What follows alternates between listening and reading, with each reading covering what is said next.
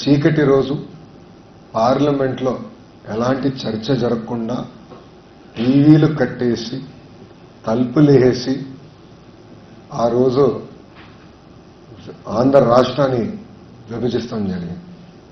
ఆనాడు చాలా స్పష్టంగా గౌరవ ముఖ్యమంత్రి చంద్రబాబు నాయుడు గారు ఆనాడు ప్రతిపక్ష నేతగా ఉన్నప్పుడు రెండు ప్రాంతాలకి మీరు న్యాయం చేయాలి, న్యాయం చేసి ముందరికెళ్ళండి, లేదంటే విభజన వల్ల ఒక ప్రాంతానికి అడ్వాంటేజ్ వచ్చినా ఇంకో ప్రాంతం చాలా తీవ్రంగా నష్టపోతుందని చెప్తాం జరిగింది. అయినా కూడా వినకుండా ఆంధ్ర రాష్ట్రాన్ని విభజిస్తాం జరిగింది. నేను పుట్టి పెరిగింది తెలంగాణలో, నాకు హైదరాబాద్లో ఉన్న ప్రతి గల్లీ తెలిసిన వాళ్ళు. కానీ ఆ రోజు నాకు కలిగింది ఏంటంటే కట్టుబట్టలతో మెడబట్టి బయటికి గెంటేశారు. నాకు బాధ, ఆవేదన వచ్చి రాజధాని ఎక్కడ పెట్టాలో తెలియదు.